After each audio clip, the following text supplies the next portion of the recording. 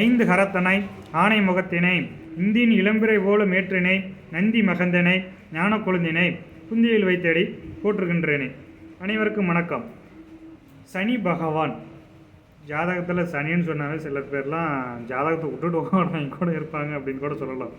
அதாவது 7.5 சனி, இல்லைன்னா சனி தசை, சனி புத்தி, அட்டமச்சனி, அர்த்தாஷ்டம சனி, கண்டகச்சனி, இப்படிலாம் சொல்லி சிலர்லாம் பயந்துருவாங்க. சனினாவே துக்கம், துயரம், இப்படி உடம்பு நிலைகளில் மாற்றத்தை கொடுக்கக்கூடியது அப்படின்னு பயந்துக்கிட்டு இருப்போம். இந்த சனி பகவானால் நமக்கு மிகப்பெரிய ஒரு நன்மைங்கிறதோட மிகப்பெரிய புண்ணியம் அப்படின்னே சொல்லலாம். இன்னையே சொல்கிற சனி பகவானால் நமக்கு புண்ணியம் கிடைக்குமா அப்படின்னு கேட்டால் நிச்சயம் கிடைக்கும் சார். அவருடைய வேலையை நமக்கு என்ன கர்மா வாங்கிட்டு வந்துருக்கிறோமோ அதுக்கு தகுந்த மாதிரியான கொடுக்குற வேலை தான். ஆனால் அதுலேயும் கெட்டத்தை கொடுக்கும் போதும் புண்ணியத்தை கொடுப்பாரு அப்படிங்கிற மாதிரியான பாயிண்ட்டு, நல்லத்தை கொடுக்கும் போதும் புண்ணியத்தை கொடுப்பாரு அப்படிங்கிற மாதிரியான பாயிண்ட்டு, சரிசமமாக நிற்பார் அப்படிங்கிறத அதுக்கு தான் சொல்லி வச்சாங்களான்னுவோ. வாங்க உள்ளே போய் பார்ப்போம், என்ன தான் சொல்கிற அப்படின்னு கேட்போம். அதாவது சுருக்கமாக முடிச்சிடுறேன். எப்படின்னு கேட்டிங்கன்னா, இந்த சனி பகவான் பேசணும்னா பேசிக்கிட்டே போகலாம், லென்த்தாக வேணாம். சிம்பிளாக எப்படி சனி பகவானால் புண்ணியம் கிடைக்கிது அப்படிங்கிறத நம்ம சிம்பிளாக பார்ப்போம். எப்படின்னு பார்த்தீங்கன்னா, இந்த வயதானவர்கள் அப்படின்னு சொல்லிட்டு நம்ம வீட்டிலலாம் இருப்பாங்க, தாத்தா பாட்டிலாம் சொல்லிகிட்டு இருப்பாங்க. ஊருக்குள்ளே பெரியவங்களாம் இருப்பாங்க, மாமன் மச்சனை தாத்தா பாட்டின்னு சொல்லிட்டு ஏதோ ஒரு வகையெல்லாம் இருப்பாங்க பெரியவங்கன்னு சொல்லிட்டு. இந்த பெரியவங்க வயசானவங்கன்னு பார்த்தா இந்த சனி பகவான் காரவத்துக்குள்ளே வந்துடுவாங்க. அடுத்தது இந்த சனி பகவானுடைய காரவத்துங்களில் நம்மளுடைய கால், பாதம் அப்படின்னு சொல்லுவாங்க. அதெல்லாம் சனி பகவானுடைய காரவத்தில் வந்துடும். முக்கியமான விசேஷங்க, கல்யாணம், காது குத்து, சடங்கு, அப்படி இல்லைன்னா பிறந்த நாள், கல்யாண நாள், இப்படிலாம் நம்ம கொண்டாட ஆரம்பிப்போம். அடுத்தது கல்யாண நாள், இந்த மாதிரிலாம் நம்ம போயிட்டுருப்போம். அன்னைக்கு நம்ம ஆசீர்வாதம் வாங்கிறதுக்கு பெரியவங்களுடைய தாத்தா பாட்டி, அப்பா அம்மா, ஊரில் இருக்கிற மாமா மச்சனை, வயசானவங்களுடைய ஆசீர்வாதம் வாங்கிறது அவங்களுடைய காலை பிடிப்பம் இல்லையா, அங்கே தான் அவர் புண்ணியத்தை கொடுக்குறாரு. ஏன்னா அது சனி பகவான் கால் புண்ணியத்தை கொடுக்குறாரா.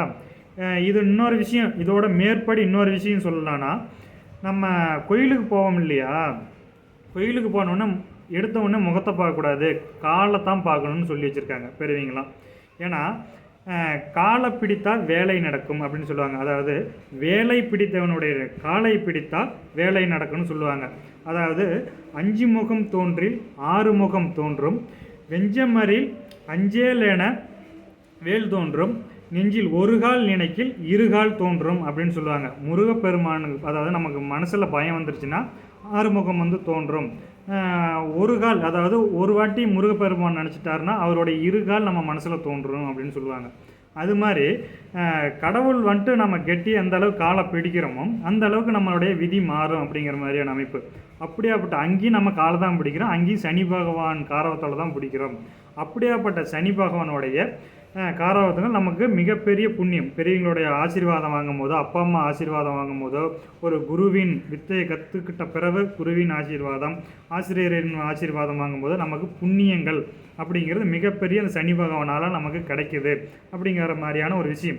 இதே பார்த்திங்கன்னா, கல்யாணம் ஆகி ஒரு பெண்ணு பெண்ணும் மாப்பிள்ளையும் வீட்டுக்கு போவாங்க, புருஷன் வீட்டுக்கு போவாங்க இல்லையா. போனோடனே சொல்லுவாங்க பெரியவங்க, இங்கே பாருமா, வலது காலை எடுத்து வச்சு உள்ளே போமா அப்படின்னு சொல்லுவாங்க. அப்பயும் காலை எடுத்து வச்சு உள்ளே போமா அப்படின்னு தான் சொல்லுவாங்க. ஏன்னா அப்பயும் சனி பகவான் தான் முன்ன போகுதுன்னு வச்சுக்காங்களேன், அப்படி கூட வச்சுக்கலாம்.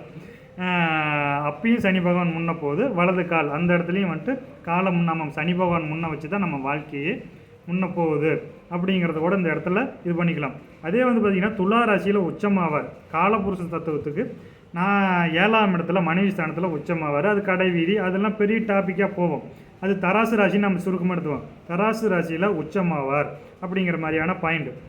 அவர் நீதி நேர்மையை கரெக்டாக கொடுப்பாரு. நம்மளுடைய தீமைக்கு தகுந்த மாதிரியும் வாங்கிட்டு வந்த வரோம், தீமையோ நன்மையோ அதுக்கு தகுந்த மாதிரியான அமைப்பை நமக்கு கொடுப்பாரு. அதாவது கர்ம வினைகளை கொடுப்பாரு.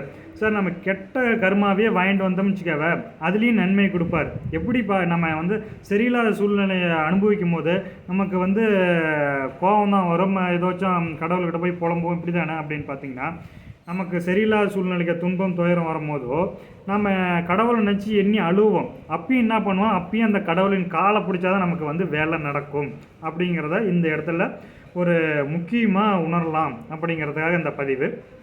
இதை நம்ம பெருசாக பேசினா இது பேசிக்கிட்டே போயிட்டே இருக்கலாம் மணிக்கணக்கில். இருந்தாலும் நம்ம இதோட முடிச்சுக்கலாம். நன்றி, வணக்கம்.